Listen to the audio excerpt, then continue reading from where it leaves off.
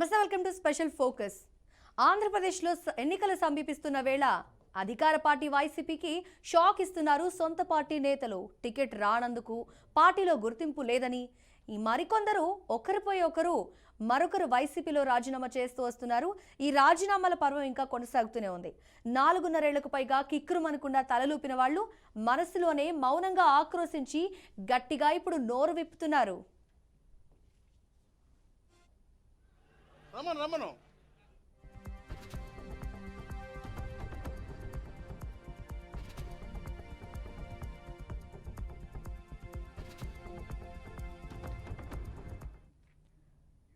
Ticket దక్కదని తెలియగానే YCP నేతలు కస్సుమంటున్నారు. ఇప్పటికే మంగళగిరి ఎమ్మెల్యే ఆళ్ల రామకృష్ణారెడ్డి, పెనమలూరు ఎమ్మెల్యే పార్థసారథి, పూతలపట్టు శాసనసభ్యుడు ఎంఎస్ బాబు జగన్ వైఖరిపై బహిరంగంగా విమర్శలు గుప్పించారు. తాజాగా ఈ జాబితాలో హిందూపురం ఎంపీ గోరంట్ల మాధవ్ కూడా చేరినట్టు సమాచారం.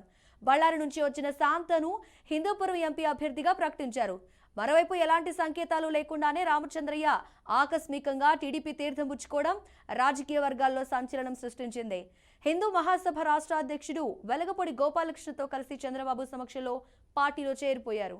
కడప జిల్లా రాయచోటి నియోజకవర్గానికి చెందిన సాయిరెడ్డి బావమరిది గడికోట ద్వారకానాథ్ రెడ్డి కూడా టీడీపీ కండువా కప్పుకున్నారు. గతంలో టీడీపీ తరపున లక్కిరెడ్డిపల్లి నియోజకవర్గం నుంచి ఎమ్మెల్యేగా విజయం దక్కించుకున్నారు. గడికోట తండ్రి రామమునిరెడ్డి కూడా ఎమ్మెల్యేగా చేరారు. ఇక ద్వారకానాథ్ రెడ్డి వైసీపీ ఎంపీ విజయసాయిరెడ్డికి స్వయాన బావమరిది. వైఎస్ రాజశేఖర రెడ్డి హయాంలో కాంగ్రెస్ లో చేరిన ద్వారకానాథ్ రెడ్డి ఆ తర్వాత వైసీపీలో చేరి జగన్ కు మద్దతుగా నిలిచారు. అయితే జగన్ అధికారంలోకి వచ్చిన తర్వాత తనకు నిరాదరణ ఎదురైంది అన్న మనస్తాపానికి గురై కొంతకాలంగా తీవ్ర అసంతృప్తితో ఉన్నారు. ఈ నేపథ్యంలో ఆయన టీడీపీలో చేరారు.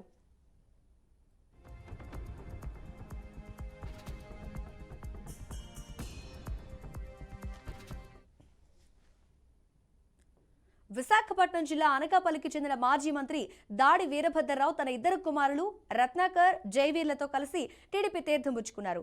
ఒకప్పుడు టీడీపీలో సీనియర్ నేతగా ఎదిగిన దాడి తర్వాత పరిణామాల నేపథ్యంలో వైసీపీలోకి వెళ్లారు. అయితే అక్కడ అంతర్గత రాజకీయాలతో ఇమడలేకపోయారు.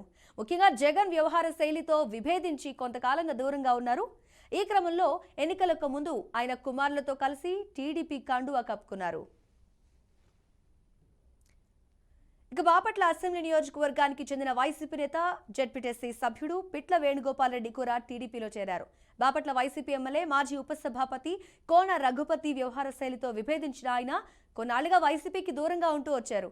వారితో పాటు చీరాల నియోజకవర్గ వైసీపీ నాయకుడు అర్జున్ రావు, అనంతపురం నగరానికి చెందిన ప్రముఖ వైద్యుడు రాజీవ్ రెడ్డి, కొందరు ముస్లిం మైనార్టీలు కూడా చంద్రబాబు సమక్షంలో టీడీపీలో చేరారు.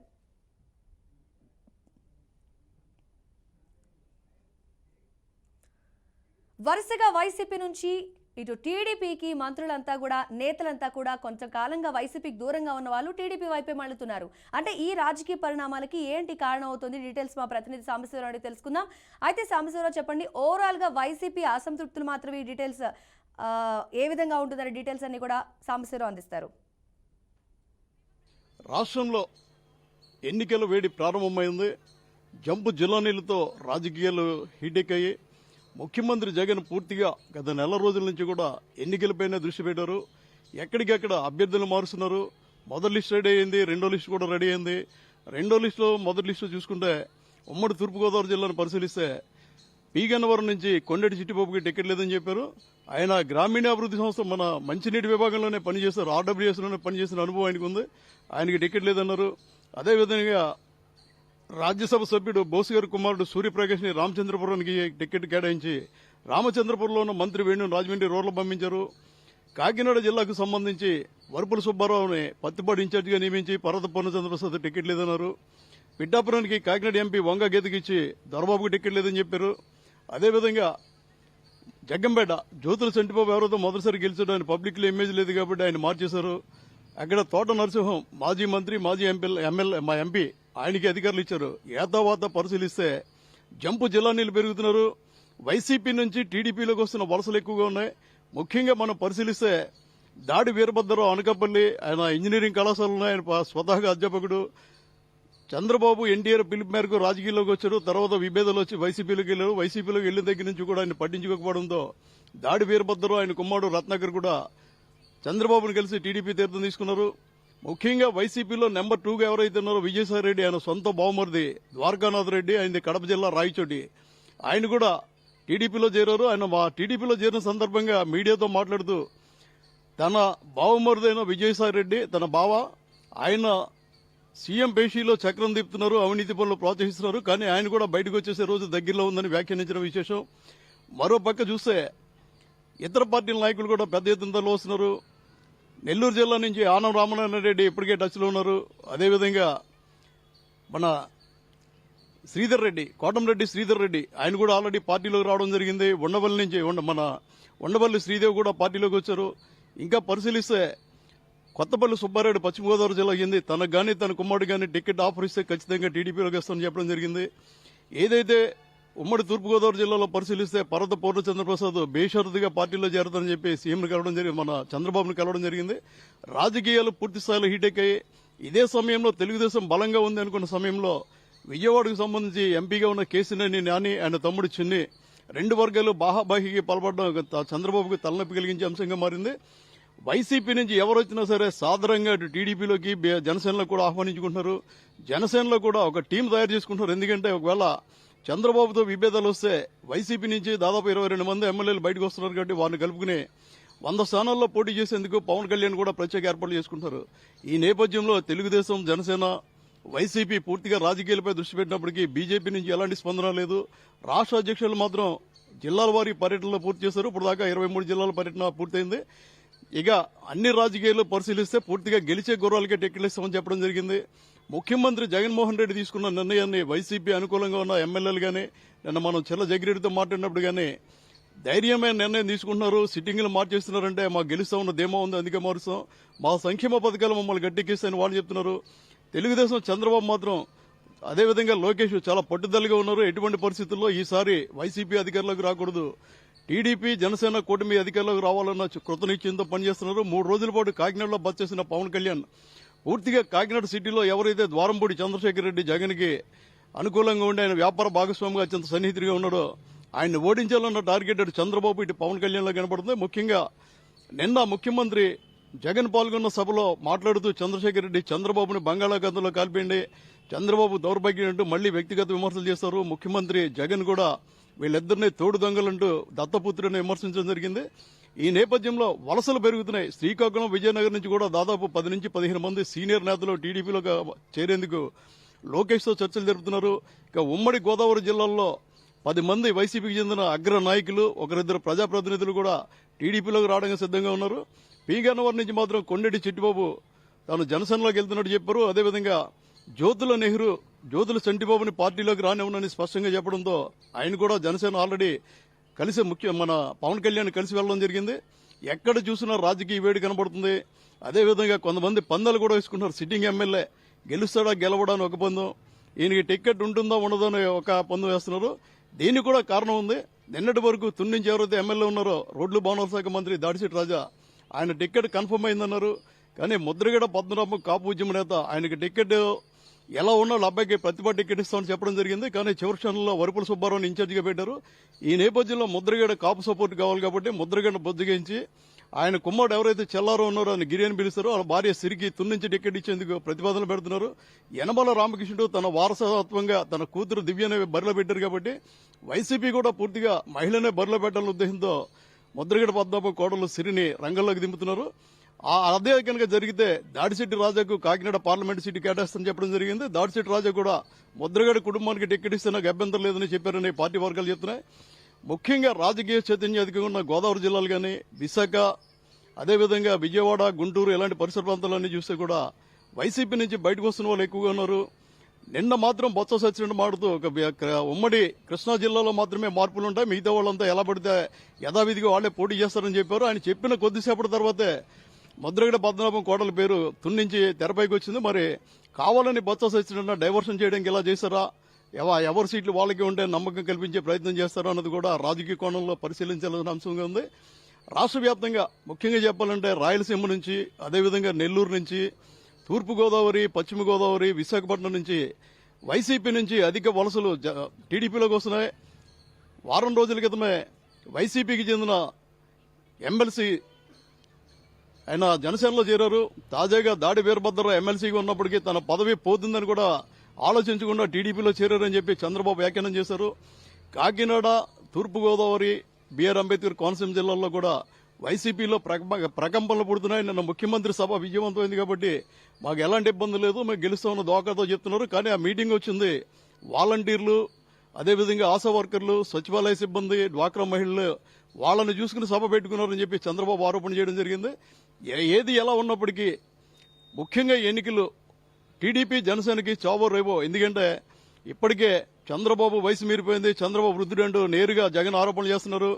అదేవిధంగా జనసేన కూడా ఇంకో 5 సంవత్సరాల పాటు పార్టీని భరించాలంటే ఆర్థికపరమైన ఇబ్బందులు వస్తాయని కూడా స్వయంగా చిరంజీవి చెప్పిన రోజుల్లోనే ఇలాంటి నేపథ్యంలో టీడీపీ జనసేన కూటమిగా వెళ్లి అటు వైసీపీని ఓడించగలిగితే మాత్రమే రెండు పార్టీలకి కూడా రాజకీయ భవిష్యత్తు ఉంటుంది. లేని పక్షంలో ఇబ్బందులు పడే అవకాశం ఉంది. ప్రజారాజ్యాన్ని చిరంజీవి ఏదైతే పార్టీలో కలిపేశాడో అలా కలిపే ప్రపోజల్ వస్తే ఓడిపోతే అన్న ధీమాతో అన్న భయంతో ఉన్నారు. కాబట్టి ఖచ్చితంగా ఓటు బ్యాంకు చేరకుండా వైసీపీ వ్యతిరేక వర్గంతో పాటు ఏదైతే ముఖ్యమంత్రి మీద ఎస్సీ, ఎస్టీ, బీసీ, కాపు వర్గం గుర్రుగా ఉందో వాళ్ళందరినీ దగ్గర చేసుకునే ప్రయత్నాలు రెండు పార్టీలు చేస్తున్నాయి.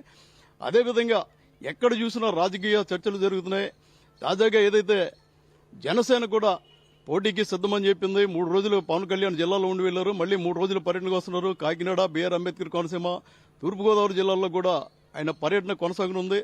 ఎటువంటి పరిస్థితుల్లో ఎన్ని ప్రలోభాలు పెట్టినా కూడా మేము లొంగేది లేదని చెప్తున్నారు. అదేవిధంగా ఎంపీ మాగుంట శ్రీనివాసరెడ్డి, ఎమ్మెల్యే బాలినేని శ్రీనివాస్ ముఖ్యమంత్రికి అత్యంత సమీప బంధువు, వాళ్ళు కూడా చంద్రబాబులో టచ్ లో ఉన్నారని టీడీపీ కార్యాలయ వర్గాలు వెల్లడించే. ఎడ్డొచ్చి పార్టీకి మైనస్ ఏంటంటే కేసినేని నాని ఆయన తమ్ముడు చిన్ని కొట్టుకోవడం అంటే తేడాగా కనిపిస్తుంది. మిగిలిన అన్ని విషయాల్లో కూడా టీడీపీ జనసేన సమన్వయంతో ముందుకెళ్తున్నాయి. సమన్వయ కమిటీ సమావేశాలు అవుతున్నారు. అదేవిధంగా కాకినాడ చంద్రశేఖర్ రెడ్డిని ఓడించేందుకు కూడా వీళ్ళు ప్రయత్నాలు చేస్తున్నారు. ఇలాంటి నేపథ్యంలో రాష్ట్ర వ్యాప్తంగా రాజకీయ వేడి ఎలుముకుంది. ఎక్కడ చూసినా రాజకీయాలపై చర్చలు జరుగుతున్నాయి. కొంతమంది అయితే బెట్టింగ్లకు కూడా పాల్పడుతున్న సంఘటనలు కనబడుతున్నాయి. ముఖ్యంగా తాజాగా పురంధేశ్వరి జిల్లా పర్యటన పూర్తయిన తర్వాత బీజేపీ అత్యంత సన్నిహిత వర్గాలు చెప్పింది ఏంటంటే బీజేపీ కూడా టీడీపీ జనసేనలోకి వస్తుంది. 4 ఎంపీ సీట్లు, ఒక 5 వరకు ఎమ్మెల్యే సీట్లు వాళ్ళు అడుగుతున్నారు. దీంతో చంద్రబాబు కొంత తగ్గి, ఎందుకంటే 2019లో చంద్రబాబు ఓడిపోవడానికి నిధులు రాకుండా ప్రధాని మోడీ చేశారన్న ఆరోపణ స్వయంగా బీజేపీ వాళ్ళు చేయడం జరిగింది. టీడీపీ కూడా చేశారు. ఇలాంటి ఇబ్బందులు రాకుండా బీజేపీని కూడా కలుపుకు ముందుకు వెళ్లాలనే ప్రపోజల్ ఉంది. వాళ్ళు అడిగినట్లుగా 4 ఎంపీ సీట్లు ఇవ్వకపోయినా కనీసం 3 ఎంపీ సీట్లు ఖచ్చితంగా ఇస్తారు. ఎందుకంటే జనసేనకు కూడా ఎంపీ సీట్లు ఇవ్వాలి. చంద్రబాబుకి ఎంపీ సీట్ల కంటే కూడా ఎమ్మెల్యే సీట్లు అవసరం కాబట్టి ఎమ్మెల్యే సీట్లు తక్కువగా ఇచ్చి అవసరమైతే ఎంపీ సీట్లు ఇవ్వడానికి కూడా త్యాగాలు చేయడానికి సిద్దంగా ఉన్నామని లోకేష్ అనుకూల వర్గాలు చెప్తున్నాయి. ఉమ్మడి తూర్పుగోదావరి, కృష్ణా, గుంటూరు, నెల్లూరు, విశాఖ ఈ జిల్లాల్లో మాత్రం టీడీపీ జనసేన చాలా బలంగా ఉంది. ఈ నేపథ్యంలో రాజకీయాలు ఎడ్డుమళ్లుతాయి. జగన్ చివరి క్షణంలో ఏదైనా మంత్రం వేస్తారా, మళ్లీ ఏదైనా సంక్షేమ పథకాలు కొత్తగా తీసుకొచ్చి ప్రభుత్వాన్ని మళ్లీ తిరిగి గెలిపించుకునే సత్తా చేస్తారని చూడాలి. ఏదైతే చంద్రశేఖర్ రెడ్డి మరోసారి నోరు జారి చంద్రబాబుని బంగాళాఖాతంలో కలిపేయాలి, పవన్ కళ్యాణ్ మీద కూడా ఆరోపణలు చేసిన నేపథ్యంలో ప్రధానంగా 2 పార్టీల అధ్యక్షులు అంటే చంద్రబాబు, పవన్ కళ్యాణ్ కూడా కాకినాడ సిటీని టార్గెట్ చేసుకున్నారు. ఎటువంటి పరిస్థితుల్లో చంద్రశేఖర్ రెడ్డి అసెంబ్లీలో అడుగు పెట్టకూడదన్నది వారి లక్ష్యంగా పావులు గదుపుతున్నారు. ఇది రాష్ట్ర వ్యాప్తంగా ముఖ్యంగా ఉమ్మడి తూర్పుగోదావరి, ఉమ్మడి పశ్చిమ గోదావరి జిల్లాలో ఉన్న పరిస్థితి. కెమెరామెన్ దర్బాబుతో సాంబశివరావు, బేర్కే న్యూస్, కాకినాడ. చూస్తున్నాం వరుసగా వైసీపీ నుంచి టీడీపీకి వలసల పర్వం కొనసాగుతోంది. దీనికి సంబంధించి ఇంకా మరికొంతమంది కూడా టచ్ లో ఉన్నట్టు మనకి ఇన్ఫర్మేషన్ అందుతుంది. ఇంకా ఎవరెవరు టచ్ లో ఉన్నారు, ఎవరెవరు ఇంకా టీడీపీలోకి వెళ్తున్నారు, నిజంగా ఇవి కేవలం బెదిరింపు రాజకీయాలా, నిజంగానే అలా జరుగుతుందా? మరింత సమాచారాన్ని మా ప్రతినిధి దుర్గా ప్రసాద్ అందిస్తారు. వైఎస్ఆర్ కాంగ్రెస్ పార్టీ రాష్ట్రంలోని అన్ని నియోజకవర్గాల్లోని ఇన్ఛార్జీల నియామకం ఇప్పుడు ఆ పార్టీకి పెద్ద తలనొప్పిగా మారింది. తాజాగా 2వ జాబితా కూడా విడుదల చేయడం జరిగింది. మొదటి జాబితాలో 11 మంది అభ్యర్థులను సమన్వయకర్తలుగా నియమిస్తే 4 వారాల అనంతరం 2వ జాబితా రిలీజ్ చేసింది. ఇందులో 27 మంది అభ్యర్థులను ఆయా నియోజకవర్గాల సమన్వయకర్తలుగా ప్రకటించింది. మొత్తం ఇప్పటికి 38 మంది అయ్యారు. వీళ్ళంతా కూడా ఎన్నో సంవత్సరాలుగా అక్కడ మళ్లీ ఇంకొకసారి పోటీ చేసేందుకు ఆసక్తి చూపుతూ ఇన్నాళ్లు కూడా ఎదురు చూశారు. అయితే ఇప్పుడు తాజాగా వైఎస్ఆర్ కాంగ్రెస్ పార్టీ తీసుకున్న నిర్ణయం వాళ్ళందరికీ కూడా ఇప్పుడు మింగిడి పడడం లేదు. ఈ నేపథ్యంలో వాళ్ళంతా కూడా పార్టీ మారే ప్రయత్నాల్లో ఉన్నారు. ఇప్పటికే ఉన్నటువంటి పార్టీనే పూర్తిగా కూడా దూషించే క్రమంలో కూడా ఉన్నారు. సో మొత్తం మీద ఈ పరిణామాలన్నీ చూస్తుంటే వైఎస్ఆర్ కాంగ్రెస్ పార్టీకి పెద్ద తలనొప్పులు తీసుకొస్తున్నాయి. తాజాగా విశాఖ నియోజకవర్గం అంటే ఉమ్మడి విశాఖ జిల్లాలోని ఇప్పటికే 4 నియోజకవర్గాల్లో ఇప్పుడు 2వ జాబితాలో మార్పులు చేయడం జరిగింది. ఇందులో పాయకరావుపేట, అనకాపల్లి, అదేవిధంగా ఇంకా పాడేరు, అరకు నియోజకవర్గాలు కూడా ఉన్నాయి. ఇప్పటి వరకు కూడా అనకాపల్లి నియోజకవర్గంలోని ఎమ్మెల్యేగా గెలిచినటువంటి అభ్యర్థి అమర ఉన్నారు. అయితే ఇప్పుడు రానున్న ఎన్నికల్లో ఈసారి అతన్ని అనకాపల్లి నుంచి తప్పిస్తున్నారు. ఇప్పుడు అక్కడ సమన్వయకర్తగా మలసాల భరత్ని నియమించడం జరిగింది. ఇప్పటికే ఆ నియోజకవర్గంలో చాలా మంది అగ్గి మీద గుగ్గిలంలా ఉన్నారు. ఎందుకంటే ఇప్పటివరకు ఉన్న అభ్యర్థులు కాకుండా కొత్త వారిని తీసుకొచ్చడం అక్కడికి అన్నది వాళ్ళు ఎవరికి మింగుడు పడడం లేదు. ఇక అదేవిధంగా పాడేరులోని ప్రస్తుతం ఉన్నటువంటి ఎమ్మెల్యే భాగ్యలక్ష్మిని ఇప్పుడు అరకు ఎంపీగా తీసుకెళ్లి నిలబెట్టే ప్రయత్నాలు చేస్తున్నారు. ప్రస్తుతం ఆమెను అరకు పార్లమెంటు స్థానానికి సమన్వయకర్తగా నియమించడం జరిగింది. ఇక ఇప్పుడు అదే పాడేరు నియోజకవర్గానికి విశ్వేశ్వరరాజును తీసుకొచ్చి ఇప్పుడు సమన్వయకర్తగా నియమించడం జరిగింది. అలాగే అరకు పార్లమెంటుకు ఇప్పుడు అరకు నియోజకవర్గం విషయానికి వస్తే మాత్రం ఇప్పటి వరకు శెట్టి ఫాల్గున వైసీపీ అభ్యర్థి గెలుపొంది అక్కడ ఉన్నారు. ఇప్పుడు తాజాగా అతను కూడా మార్చడం జరిగింది. ఇప్పటి వరకు అరకు ఎంపీగా ఉన్నటువంటి మాధవిని తీసుకొచ్చి ఇప్పుడు అరకు ఎమ్మెల్యేగా అంటే అక్కడ సమన్వయకర్తగా అక్కడ నియమించడం జరిగింది. ఇంకా పాయకరాపేట విషయానికి వస్తే గొల్ల బాబురావు ఇప్పటివరకు ఎమ్మెల్యేగా ఉన్నారు. ఇప్పుడు ఆ గొల్ల బాబురావు స్థానంలో ఇప్పుడు సమన్వయకర్తగా రాజాం నుంచి తీసుకొచ్చినటువంటి జోగులు అతను తీసుకొచ్చి ఇప్పుడు అతన్ని అక్కడ ఇన్ఛార్జిగా నియమించడం జరిగింది. మొత్తం మీద ఇప్పటికి తాజాగా ఇప్పుడు 4 అభ్యర్థులు రెండో జాబితాలో నియమించడం జరిగింది.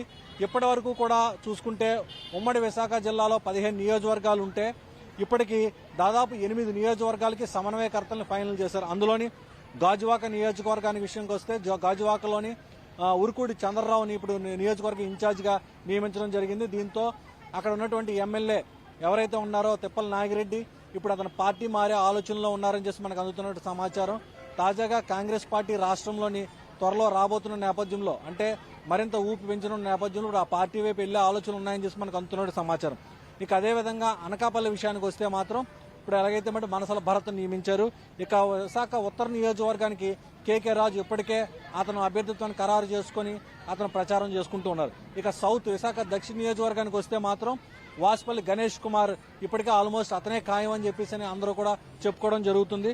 ఇక అరకు విషయంలో మాత్రం మాధవిని నియమించడం జరిగింది. అదే పాడేరుకు మాత్రం విశ్వేశ్వరరాజుని పెట్టారు. ఇక విశాఖ తూర్పు నియోజకవర్గానికి ప్రస్తుతం ఎవరైతే ఉన్నారో విశాఖ ఎంపీ ఎంవివి సత్యనారాయణ ఇప్పుడు అతనే విశాఖ తూర్పు నియోజకవర్గం సమన్వయకర్తగా ఉన్నారు. రానున్న ఎన్నికలు అతనే తూర్పు నుంచి పోటీ చేయబోతున్నారు. ఇంకా అదేవిధంగా పాయకరాపేట నుంచి కూడా అభ్యర్థిని నియమించడం జరిగింది. సో ఇంకా మిగిలినవైతే పెందుర్తి, చోడవరం, యలమంచిలి, ఇంకా మాడుగుల, నర్సీపట్నం, భీమిలి, వెస్ట్ నియోజకవర్గాలు ఉన్నాయి. ఈ నియోజకవర్గాల అభ్యర్థులను త్వరలోనే ప్రకటించబోతున్నారు.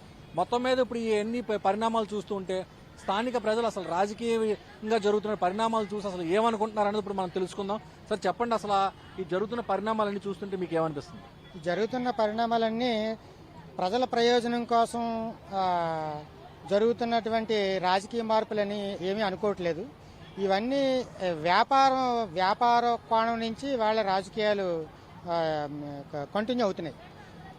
ఎందుకంటే ఇప్పుడు గతంలో వైసీపీ ప్రభుత్వం పరిపాలించిన పద్ధతి ఎలా ఉందంటే అంతా ఒక డెమోక్రసీ అనేది లేదు, అంతా అన్డెమోక్రటిక్ అంటే ఆటోక్రటిక్ రూలింగ్.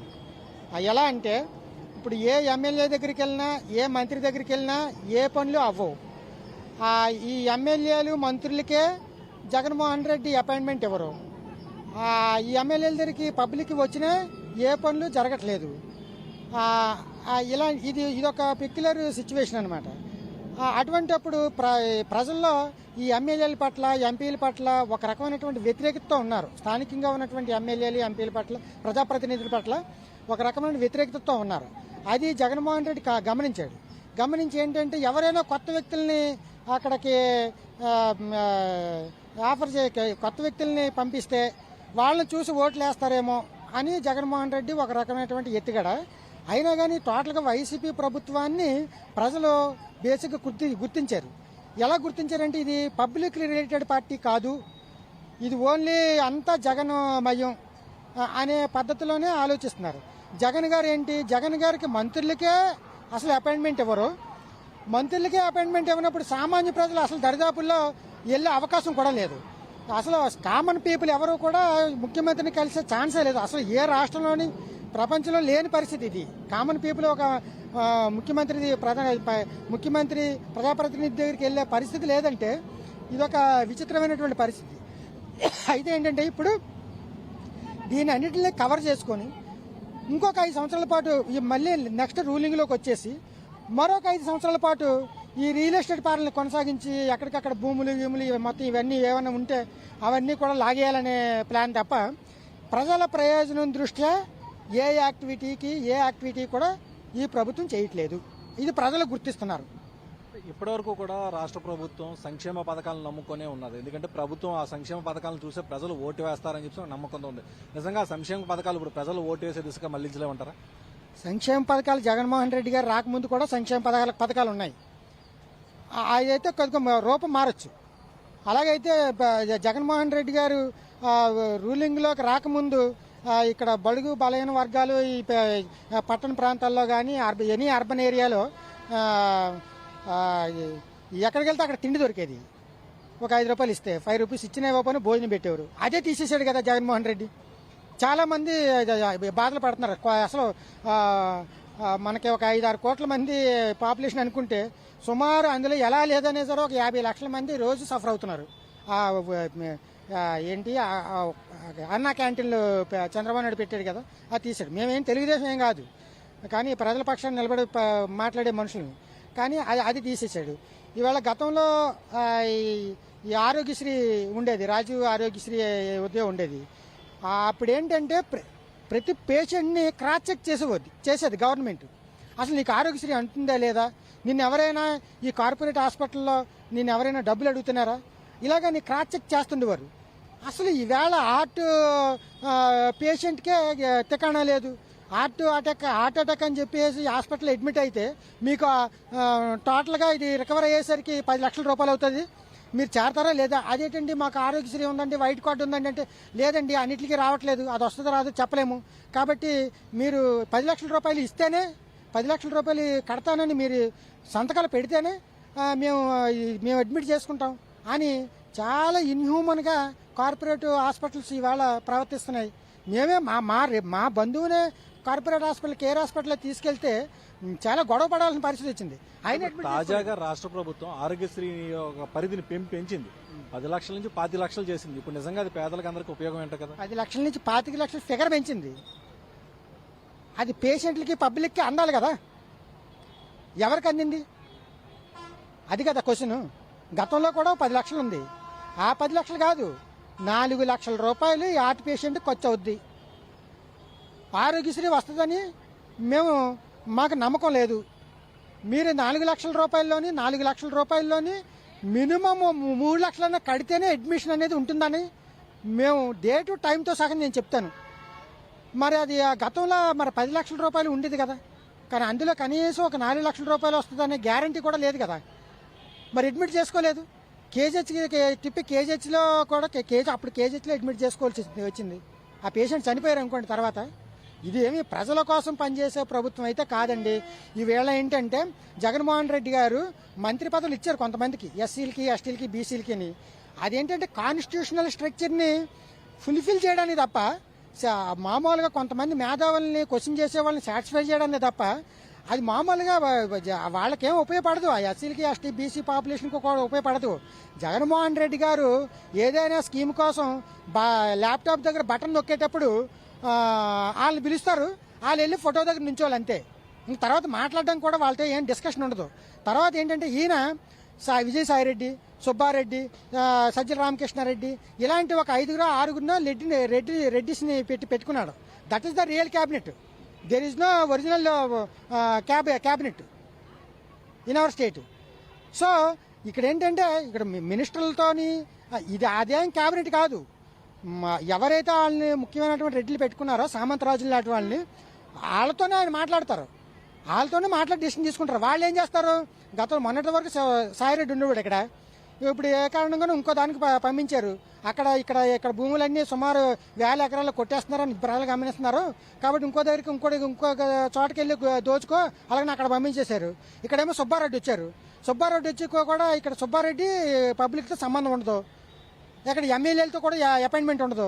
ఆయన వచ్చి ఆయన వ్యాపారాలు చూసుకుని ఆయన ఏదో పెద్ద నోవాటోళ్ళని ఇలాంటి ఆటల్లో మీటింగ్ పెడేసి వెళ్ళిపోతారు. ఇప్పుడు జరగబోయే ఎన్నికలు కేవలం ఒక జగన్మోహన్ రెడ్డి, చంద్రబాబు నాయుడు, పవన్ కళ్యాణ్ మధ్యన స్థానిక ప్రజాప్రతినిధులకు అంటూ ఒక ఇంపార్టెంట్ అంటూ లేదంటారా? ఇప్పుడున్న రాజకీయ ప్రజెంట్ పొలిటికల్ సెనారియో ఎలాగుందంటే, ఏ పార్టీలో అయినా సరే సామాన్యుడు గెలిచే అవకాశం లేదు, సామాన్యుడు గెలిచే ఛాన్సే లేదు. ఎందుకంటే ఏ పార్టీ అయినా సరే ఇదంతా కార్పొరేట్ సెక్టర్ మొత్తం రాజకీయాల్లో మింగిలైపోయింది, రాజకీయాలతో మింగిలైపోయింది. ఇన్నాళ్ళ బ్యూరోక్రసీ కానీ, వ్యాపారస్తులు కానీ, ఈ రాజకీయ నాయకులు కానీ వీళ్ళందరూ సపరేట్గా ఉండేవారు. ఈ సపరేట్గా ఉన్నప్పుడు ఏంటంటే ఎంతో కొంత వెల్ఫేర్ ఉండేది ప్రజలకి. ఇప్పుడు ఈవేళ ఈ డేంజర్ సిచ్యువేషన్ ఏంటంటే ఈ మూడు కలిసిపోయి ప్రజల్ని ఇష్టం వచ్చినట్టు ఆట ఆడుకుంటున్నారు. ప్రజలు ఈవేళ ఎన్నో అసలు ఎప్పటి నుంచో నెల రోజుల పైనుంచి అంగన్వాడీలు రోడ్డు ఎక్కారు, ఈ ఎస్ఎస్వై టీచర్లు రోడ్డు ఎక్కారు, విద్యాలయాలన్నీ ఖాళీగా ఉన్నాయి. అసలు పెరిగిపోతున్న ధరల మీద ఈ వామపక్షాలు కానీ చాలా పార్టీలు రోడ్డుకి పనిచేస్తూ ఉన్నాయి. అసలు వాళ్ళందరినీ అరెస్టులు చేయడం తప్ప ఎక్కడైనా సరే మీ సమస్య పరిష్కారం చేస్తాను అనేటువంటి ప్రజాస్వామికమైనటువంటి వాగ్దానం ఎక్కడొచ్చిందండి ఈ రాష్ట్ర ప్రభుత్వానికి? దుర్మార్గమైన పరిపాలన జరుగుతుంది. సమయం ఆసన్నమైంది. పెద్ద గొప్ప వాళ్లే తుడిచిపెట్టి పోయారు. ఈ ప్రభుత్వం పెద్ద లెక్క కాదు ప్రజలకి. అంతిమ విజయం ప్రజలు సాధిస్తారు. సో మొత్తం మీద ఇంకా ఉమ్మడి విశాఖ జిల్లాలో ఇంకా ప్రకటించాల్సిన అభ్యర్థులు ఎవరైతే పెందుర్తి, చోడవరం, యలమంచిలి, ఇంకా మాడుగుల, అలాగే నర్సీపట్నం, భీమిలి, ఇంకా విశాఖ పశ్చిమ నియోజకవర్గానికి సమన్వయకర్తలు ప్రకటించాల్సి ఉంది. అయితే ఇప్పటివరకు ప్రకటించిన సమన్వయకర్తలు నిజంగా ఎమ్మెల్యే అభ్యర్థులా కాదా అన్నది ఇంకా అందరి మధ్యలో ఒక మెదులుతున్నటువంటి ఆలోచన. ఎందుకంటే వాళ్ళు కన్ఫర్మా కాదని తెలియదు, కేవలం సమన్వయకర్తలు మాత్రమే ఇప్పటివరకు చెప్పుకొని వచ్చారు. మరి అప్పుడు పరిణామాలు బట్టి వాళ్ళు కూడా ఏమైనా మారిస్తే మాత్రం మరి దాంట్లో ఇంకా ఆలోచించాల్సిన అవసరం ఉంది. ఎందుకంటే ఇప్పటికే ఆ నియోజకవర్గాల్లో అభ్యర్థులంతా కూడా వాళ్ళు పోటీ కోసం సమాయత్తం అవుతూనే ఉన్నారు. ఇక పెందుర్తి విషయానికి వస్తే మాత్రం ఇప్పటికే ఎమ్మెల్యేగా వైసీపీ ఎమ్మెల్యే అన్నంరెడ్డి అదీప్ రాజు కొనసాగుతున్నారు. అయితే అతనికి ప్రజల నుంచి వ్యతిరేకత ఉన్న నేపథ్యంలో ఈసారి అతను అక్కడ ఆ ప్రాంతం నుంచి ఎవరు పోటీ చేస్తారన్నది ఒక సందిగ్ధంగా ఉంది. ఎందుకంటే వైసీపీ నుంచి మంత్రి అమర్నాథ్ కూడా పెందుర్తి నుంచి పోటీ చేస్తారని ఒక ప్రచారం జరుగుతుంది. మరోవైపు చోడవరం నుంచి కూడా పోటీ చేసే అవకాశం ఉందని కూడా ప్రచారం జరుగుతుంది. ఇంకా భీమిలి వస్తే మాత్రం మాజీ మంత్రి మొత్తంశెట్టి శ్రీనివాసరావు కొనసాగుతున్నారు ఎమ్మెల్యేగా. ఇప్పుడు రానున్న ఎన్నికలు ఈసారి మరోసారి ఆయనకి టికెట్ ఇస్తారా లేదా అన్నది నిజంగానే డౌట్ అని చెప్పాలి. ఇదే మాదిరిగా మిగిలిన నియోజకవర్గాల్లో కూడా ఒక సందిగ్ధం అయితే అందరిలోనే ఉంది. సో రానున్న మరో మూడో జాబితాని ఏ విధంగా ఉంటుంది, ప్రజలు ఏ విధంగా రియాక్ట్ అవుతారు, స్థానిక నేతలు ఏ విధంగా రియాక్ట్ అవుతారో మనం వేచి చూడాల్సి ఉంది. Over to studio. ఇది వాళ్ళ special focus. Keep watching BRK news Telugu సత్తా.